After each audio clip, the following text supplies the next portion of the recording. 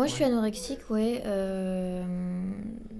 Depuis que j'ai 12 ans, en fait, je souffre d'anorexie restrictive. Moi, je me suis jamais fait vomir. J'ai pas eu de crise boulimique. Euh, mais effectivement, dans mon parcours de soins, il y a beaucoup de, de réductions qui ont été faites entre l'anorexie et le besoin de tout contrôler, effectivement la peur de grossir ou le régime qui a mal tourné. Et c'est vrai que je pense que c'est une maladie en fait qui naît parce qu'on n'a pas confiance en soi. Et oui, j'ai vu des soignants qui pouvaient être culpabilisateurs. Et, et je dois vous avouer que dans ce centre à Quimper, les soignants sont vraiment très bienveillants. Ils équilibrent rigueur et bienveillance en fait, parce que ça sert à rien de culpabiliser la personne concernée, la famille, notamment la maman, n'est-ce pas? Euh, Ça, c'est c'est quelque pas très chose. constructif en Ouais. fait. L'idée c'est évidemment de prendre en charge la maladie, surtout si la personne est dans le déni, comme on dit. Euh, donc évidemment, il y a une partie de la personne voilà, qui se fait du mal, qui se maltraite, et il faut aller contre ça. Mais il faut aussi faire comprendre à la personne qui souffre de troubles alimentaires qu'elle n'est pas réduite à ça, en fait. Qu'elle a le droit de se respecter, qu'elle mérite autant que les autres.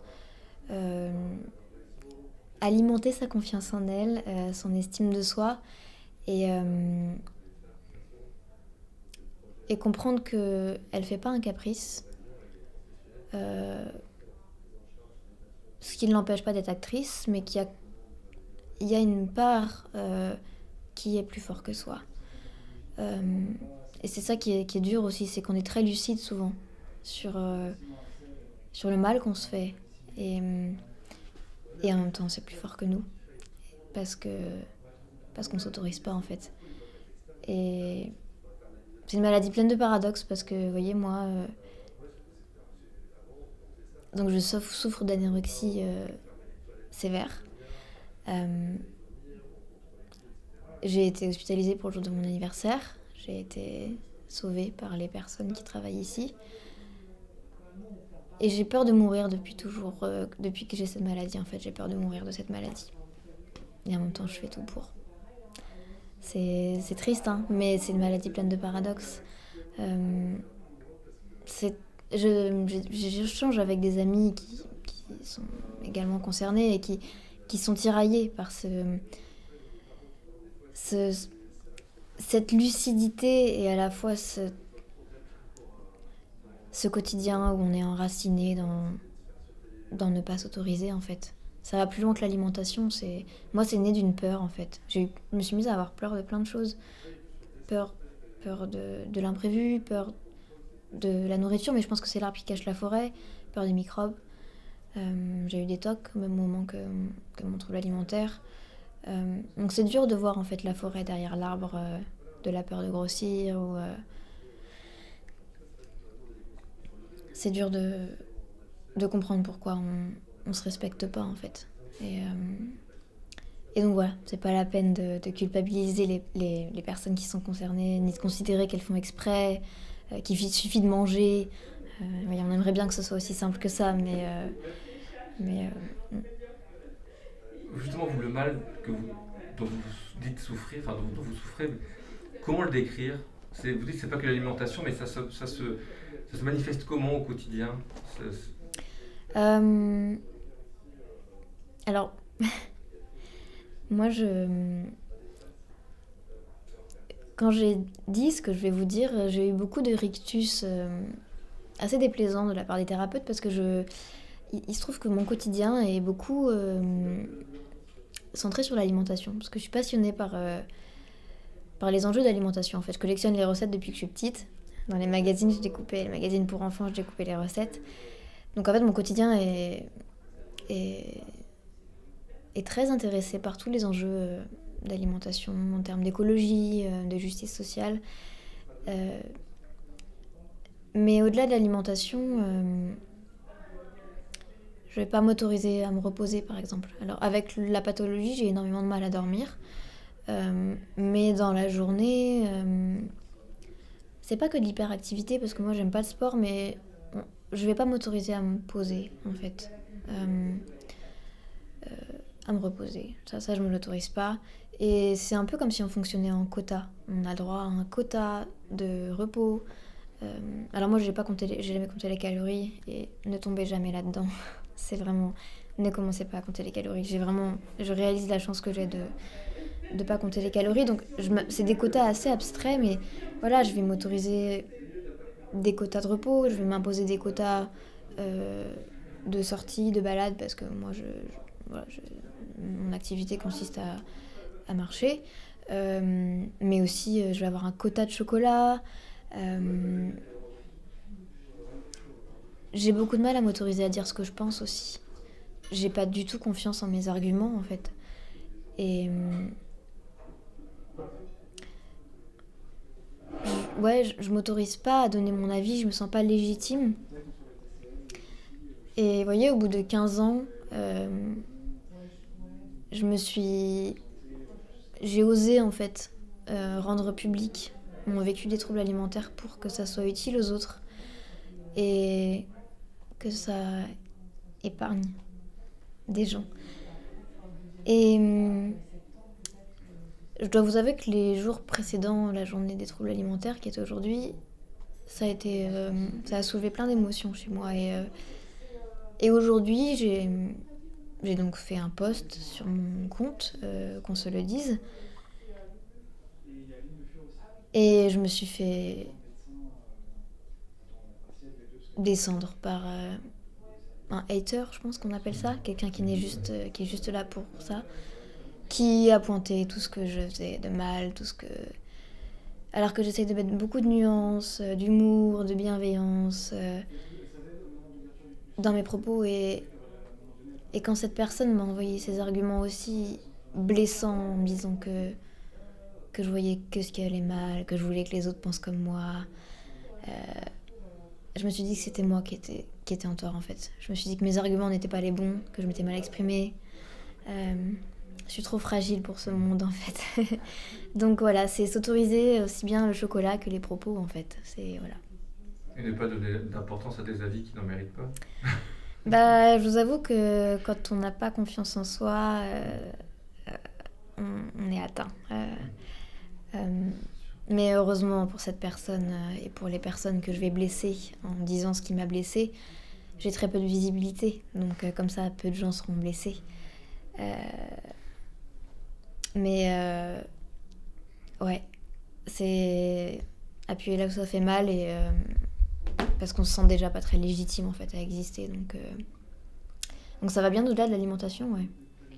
Et puisque vous en reparlez, ceci dit concrètement, l'alimentation, c'est vrai que c'est l'image qu'on a de l'anorexie, quelqu'un qui ne mange pas ou qui se fait vomir, qui mange et qui se fait vomir, ça c'est une image qu'on peut avoir à l'extérieur. Mais vous, au quotidien, vous mangez, vous ne mangez pas, vous mangez régulièrement, ou comment ça se passe? Il y a des phases différentes? Alors, moi, ça a commencé un beau jour, je me suis mis à vouloir contrôler et restreindre mon alimentation. Donc, je me suis mise à la fois à pencher vers l'orthorexie, donc c'est manger sain à l'extrême, et à supprimer soit des aliments, soit des éléments du repas. Donc, à la cantine, il y avait 2 éléments dans le plat, je vais en enlever un, quoi. Sans grande logique. Euh, voilà, je me suis mise à avoir peur du gras, à voilà, tous les plats familiaux, conviviaux, avec en sauce, ça devenait compliqué. Moi, j'étais une enfant qui mangeait son gâteau au chocolat sur des litres de crème anglaise, qui s'enfilait des paquets de Bounty. Voilà, donc vraiment aucune pression familiale, j'avais pas conscience, moi, qu'on pouvait avoir des troubles de l'alimentation. Et puis, je me suis mise à écarter tous ces aliments qui cristallisent beaucoup de peur. Mais bon, j'étais toujours à la maison, donc quand même, quand on était en famille, j'arrivais à manger quand même pour pas trop me mettre en danger. Voilà, j'ai eu des hauts, des bas. Quand je suis partie en études supérieures, je continuais à pas vraiment sauter de repas, mais à manger sans me respecter, donc des choses sans exhausteur de goût, donc sans gras, tout ça. Et je me suis mise un jour à ne plus manger le soir. Donc j'ai fait une grosse dépression. Je suis rentrée chez moi. Je vous épargne les détails. J'ai été sauvée de la dépression par le soutien de ma mère et par la découverte des blogs et de l'écologie. Donc à présent, je suis végétarienne, presque végétalienne. Si ma santé me permettait, je serais végétalienne. Donc je fais... En ce moment, je fais 6 repas par jour. Je saute pas de repas et non, j'ai jamais bloqué devant un yaourt ou j'ai jamais fait de cure de pommes. Mais donc je fais des repas à heure régulière, donc qui sont végétariens. J'apprends à réintroduire le gras. Et à réintroduire les aliments. J'ai plus d'aliments interdits. Mais voilà, j'avais écarté les sources de plaisir en fait que j'avais avant. Moi du coup j'ai la particularité d'être malade depuis que je suis enfant. Donc en fait j'ai jamais su cuisiner sans trouble alimentaire. Donc j'apprends à faire revenir les aliments, avec tout ce que ça peut vouloir dire. Voilà, est-ce que l'accompagnement des personnes qui travaillent ici m'a permis aussi, c'est d'augmenter mes quantités et de m'autoriser à déjà ressentir la faim. Donc la détecter. Il y a eu une période où j'avais faim, je grignotais pas. Et maintenant, eh bien, je fais des repas. Bon, c'est assez léger quand même mes repas. Ça se voit. Mais je fais des repas que j'essaye le plus respectueux possible et je peux grignoter entre les repas. C'est toujours des choses saines et durables. Mais je m'autorise en fait à... je me dis en fait c'est tellement rare que t'aies faim que déjà en fait t'arrives pas à travailler quand t'as faim. De toute façon ton cerveau il marche pas.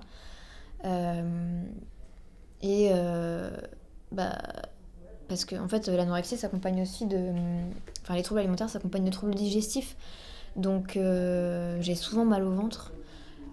Aussi le genre de truc où on pense qu'on fait exprès mais non. Donc en fait quand j'ai faim j'essaye de satisfaire. Et quand je dis que le fait de pas manger ça pénalise le cerveau, je voudrais que les gens fassent attention à ça en fait. Parce que moi je suis libraire et je suis plus capable de lire. J'en suis arrivée à un tel stade de dénutrition le jour de mon anniversaire, on va dire, en automne dernier, que j'étais complètement incohérente, pleine de tocs, pleine de phobies, et que surtout, aucun médicament ne marchait. Parce que quand on est dénutri, les antidépresseurs ne fonctionnent plus. Donc en fait, quand on voit l'alimentation et qu'on a un trouble alimentaire, on s'autorise pas à nourrir son corps. Mais il faut pas oublier qu'il y a le cerveau aussi en fait. En fait, l'alimentation, elle va pas que sur les hanches. Elle sert aussi à alimenter le cerveau. Et en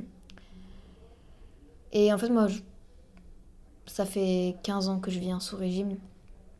Mes organes vitaux sont pas atteints, mais ils fonctionnent minimum syndical. Et du jour au lendemain, après avoir tenu des années sur les nerfs, tout a lâché. Du jour au lendemain, j'ai plus été capable de lire, d'écrire sur mon blog, d'avoir une journée cohérente. J'avais évidemment beaucoup d'idées noires. Et oui, il y a l'alimentation, c'est un peu la clé, mais aussi accompagnée d'une thérapie qui prenne en charge le psychique, parce qu'on ne peut pas gaver ou renourrir des patients sans prendre en charge leur souffrance psychique. Ça sert à rien de faire gonfler un corps pour vider son mental, en fait. Et donc moi, je suis toujours malade, hein, mais je prends conscience que il y a mon cerveau à nourrir aussi, que j'ai le droit de me faire plaisir.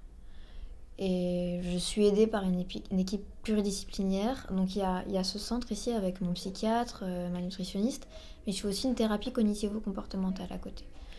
Et une thérapie familiale, enfin, je teste tout. Hein, voilà, et c'est important, la thérapie cognitivo-comportementale m'aide à déconstruire certaines idées, à, à travailler sur le côté pratique du comportement alimentaire, certaines croyances, voilà.